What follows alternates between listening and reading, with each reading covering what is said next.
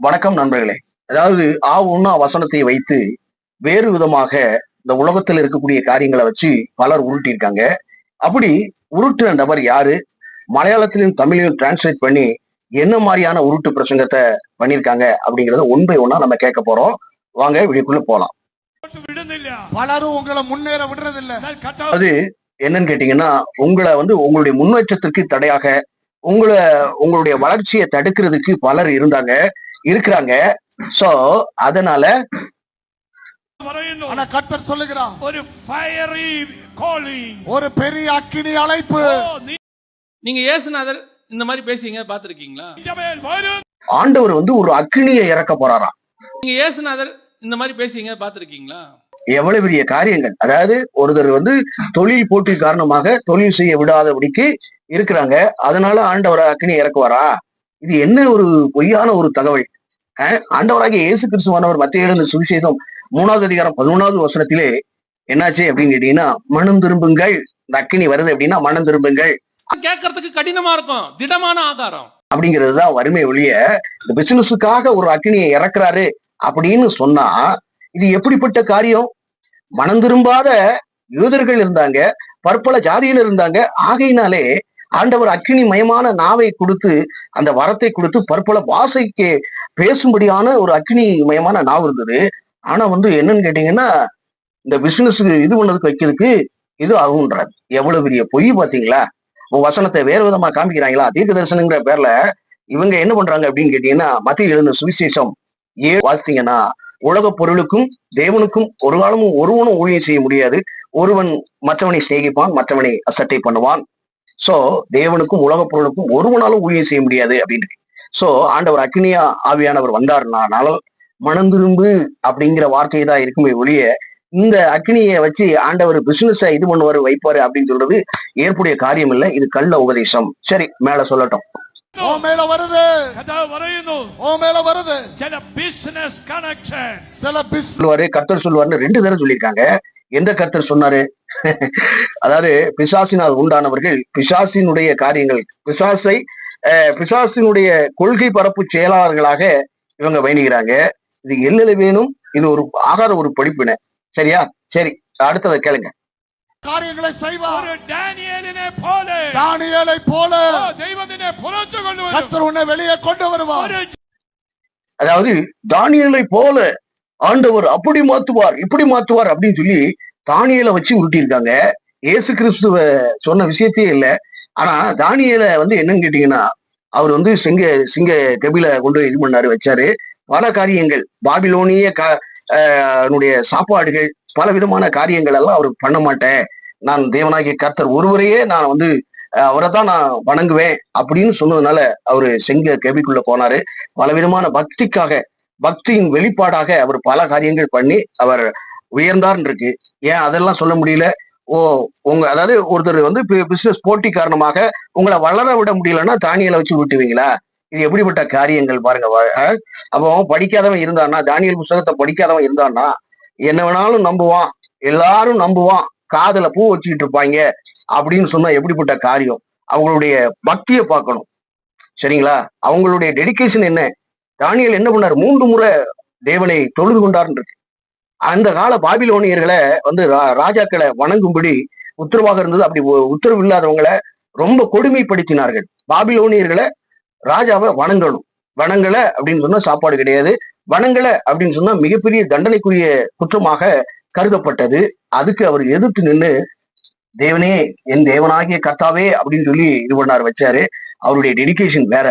ஆனா தொழிலுக்காக தானியலை தூக்கலாமா? தானியலை இது பண்ணலாமா? ஐயா, இது எவ்வளவு பெரிய ஒரு மோசமான ஒஸ்டான காரியம்னு உங்களுக்கு தெரியுதா விசுவாசிகளே? அதாவது இப்படிப்பட்ட காரியங்கள், மாய்மால காரியங்கள், உலக பிரகாரமான காரியங்களை வச்சுக்கிட்டு அக்கினியை இறக்குவாரு, அதை இறக்குவாரு, இதை இறக்குவாரு அப்படின்னு சொன்னா, அவர் மனம் திரும்புவதற்கும் நாம அசுத்தமா நடவாமல் இருக்கிறதுக்கு, அவருக்கு ஏற்ற பரிசுத்தமாய் வாழ்வதற்கே அக்னியை போட வந்தாரு. அது பற்றி எரியும்படி, பரிசுத்தம் என்கிற காரியம் பற்றி எரியும்படி வந்தாரு. சுவிசேஷம் என்கிற விதை பற்றி எரிய வேண்டுமாய் அக்கினியை போட வந்தார். சரிங்களா? அந்த அக்கினி மனம் திரும்பு, என்னோட திரும்பு, மனம் திரும்பு, என்னிடத்தில் திரும்பு. இதுதான் ஆண்டவருடைய செயல்பாடு. ஆனா இப்படி சொல்லாம ஐயா, தீர்க்க தரிசனம் ஆண்டவர் பேரை சொல்லி இப்படி ஏமாத்தலாமா? சரி, அடுத்தது என்ன சொல்றான்னு கேளுங்க. யோசுவாவை போல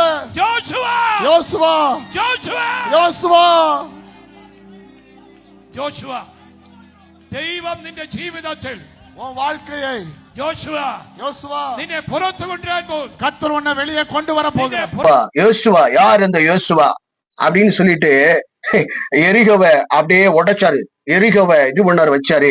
சோ அதே போல உங்களுடைய பிசினஸ் வாழ்க்கை நல்லா இருக்கும், அப்படி இருக்கும், இப்படி இருக்கும் அப்படின்னு சொல்றாரு. யோசுவா உபாசம் இருந்தாரு. உபாசம் இருந்து பல காரியங்கள் இருந்து தேவனுக்கு பிரியமான ஒரு மனிதனாக ஒரு பக்திய எப்படி காட்ட முடியுமோ தேவனாகிய கர்த்தரிடத்தில் பக்தி பலமாக பக்தியை வைராக்கியம் கொண்டு என்ன பண்ணாரு, பல காரியங்களை பண்ணாரு. எரிகோ தகர்ந்தது. சோ இதுக்கும் உங்களுடைய பிசினஸ் சரிவுக்கும் என்ன காரியம்?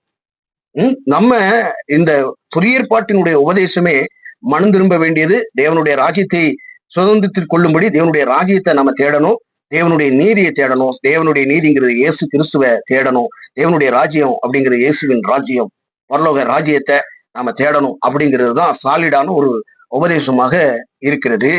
ஆனா அக்கினியை வச்சு அதை அடிப்பாரு, இதை பண்ணுவாரு, அதை பண்ணுவாரு அப்படின்னு சொன்னா ஏற்புடைய காரியமே இல்லை.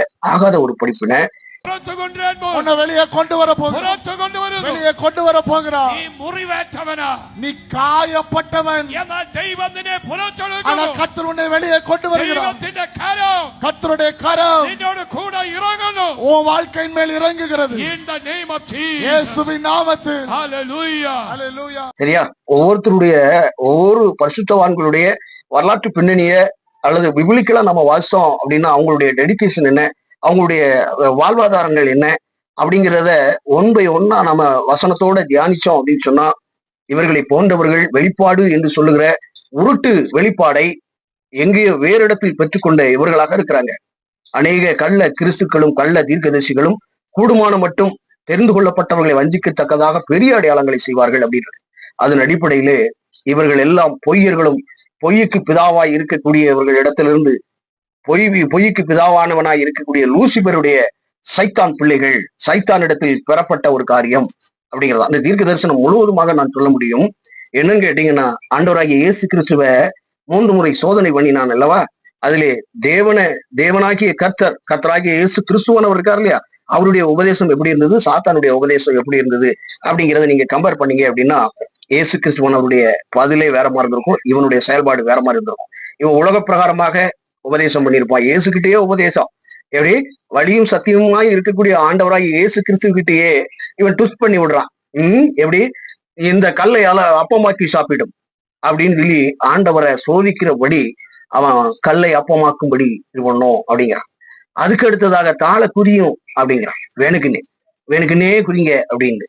அதுக்கு அடுத்த ஸ்டேஜ் என்னன்னா, மகா நகரத்துக்கு கூப்பிட்டு போய் என்ன பண்றான், இதெல்லாம் இந்த மகா மேன்மைகள், இந்த உலகத்தின் மேன்மைகள் எல்லாம் எனக்கு கையளிக்கப்பட்டிருக்கிறது, என்னை தாழ பணிந்தால் இவைகளுக்கு எனக்கு பிரியமானவனுக்கு கொடுப்பேன் அப்படின்னு சொல்லும்போது அண்ட சராசரங்களை உண்டாக்கிய ஆண்டவராகிய இயேசு கிறிஸ்துவானவர் உன் தேவனாகிய கர்த்தர் ஒருவரையே பணிந்து கொண்டு அவரையே ஆராதனை செய்வாயாக என்று எழுதியிருக்கிறதே, எனக்கு பின்னாக போ சாத்தானே என்று இது பண்ணினார். அப்போ 2 பேருக்குள்ள ஒரு டிஃபரெண்ட் மேக் இட். இயேசு கிறிஸ்து உண்மையும் ஒளியுமாய் இருந்தவர். பிசாசானவன் சைத்தான் என்ன பண்ணான், பொய்யினுடைய ஒளியின் தூதன் வேஷத்தை தரித்து உலகமயமான காரியங்களையும் உலகமயமான சிற்றின்பங்களுக்கும் இது பண்ற வைக்கிறான். உங்களுக்கு போதும் என்று எண்ணுங்கள், உங்களோடு கூட நான் இருக்கிறேன், உங்களை விட்டு விலகுவதும் இல்லை கைவிடுவதும் என்று சொன்னார். அநேக பொருளாசை குறித்து எச்சரிக்கையா இருங்கள், பணத்தாசை எல்லா தீமைக்கும் வேறாய் இருக்கிறது அப்படின்னு.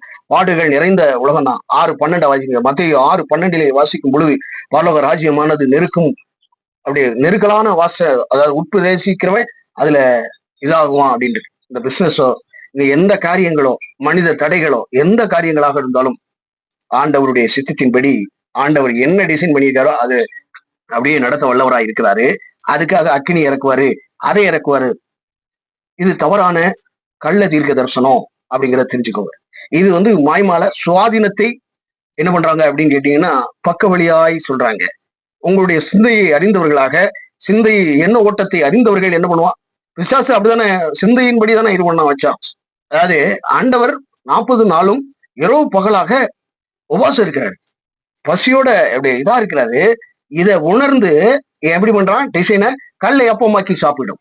எப்படி எவ்வளவு நக்கல் இருக்கணும்.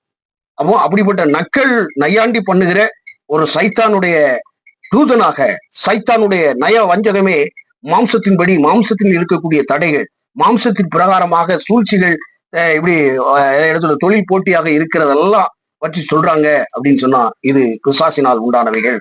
புரியுதுங்களா? அப்ப எல்லா ஆவியும் நம்ம நம்ப கூடாது. இது தேவனால் உண்டான ஆவியா அப்படின்னு. சரியா? ஆவியா அல்லது பாவியா அப்படிங்கிறத பார்க்கணும். புரியுதுங்களா? இது தேவனால உண்டான ஆவியா அல்லது இவன் பாவியா? பாவின்னா யாரு? பிசாசு கூட இருக்கிறவன். எல்லாம் சுவாதீனத்தை அப்படியே பார்த்துக்கிட்டு நமக்கு என்ன பண்ணுவான் அப்படின்னா, உலக காரியத்துல இந்த மாதிரியான கஷ்டங்கள், கவலைகள் இதை வச்சுதான் உருட்டுவான். ஆனா ஆண்டவர் கவலைப்படுகிறதுனால் எவன் ஒரு சரீரத்தை கூட்ட முடியும்? உனக்கு அநேக பாடுகள், உபத்திரவங்கள் உண்டு அப்படின்னு இருக்கு. நீங்க கர்த்தருடைய பிள்ளைனாலே உங்களுக்கு வேண்டுமென்றே பாடுகள் வரும், வேண்டுமென்றே பல விஷயங்கள் வரும், தடுத்து போடுவாங்க, நம்மளை எப்படி அடக்க ஒடுக்க நினைப்பார்கள்.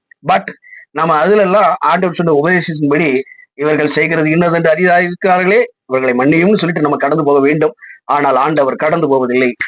சரிக்கு சரி கட்டுவார். இயேசுவானவர் அதான் நான் செய்வேன், நான் பதில் செய்வேன், நீ குயிக் குவைட்டே, நான் சொன்னபடி நீ போடா அப்படின்னு சொல்றாரு நம்ம ஆண்டவர். புரியுதுங்களா? அதனால இப்படிப்பட்ட தொழில் போட்டி வந்துட்டா உடனே அக்கினி இறக்க மாட்டாரு. தொழில் போட்டி வருகிறது என்றால் அதுக்கு ஏற்ற பிரகாரப்படி ஏதாவது ஒரு சோர்ஸ் வச்சிருப்பாரு. அக்னி இறக்குறதெல்லாம் மனம் திரும்பு, திரும்பு, இயேசுவிடத்தில் திரும்பு, மனம் திரும்பு, இயேசுவிடத்தில் திரும்பு. புரியுதுங்களா? இதுதான் தாரக மந்திரம், இயேசு கிறிஸ்துவுடைய தாரக மந்திரம். மனம் திரும்பு, என்னிடத்தில் திரும்பு, என்னிடத்தில் விசுவாசமாய் உள்ளவர்களாய் இருங்கள். என்ன நேசிக்கிறீங்கன்னா என் கற்பனையை கை கொள்வீங்க. அதனால சீசர்கள்னு சொல்லுவாங்க, பரர் சொல்லுவாங்க, பிதாவும் நீங்க மிகுந்த கனிகளை கொடுக்கறதுனால பிதாவானவர் ரொம்ப மகிழ்ச்சியா இருப்பாரு. அப்ப நீங்கள் என்னிலும் என் வார்த்தையிலும் நிலைத்திருந்தால் கேட்டுக்கொள்வது எதுவோ பிதாவானவர் குமாரனில் மகிமைப்படும்படி இதெல்லாம் நமக்கு செய்வாரு அப்படின்னு இருக்கு. அக்னி இறக்குவாரு அப்படிங்கிறது இல்லை. சோ இப்படிப்பட்ட கள்ள தீர்க்க தரிசனங்களுக்கு எச்சரிக்கையாக பயணிங்கள். வணக்கம். அடுத்த பதிவில் பார்ப்போம்.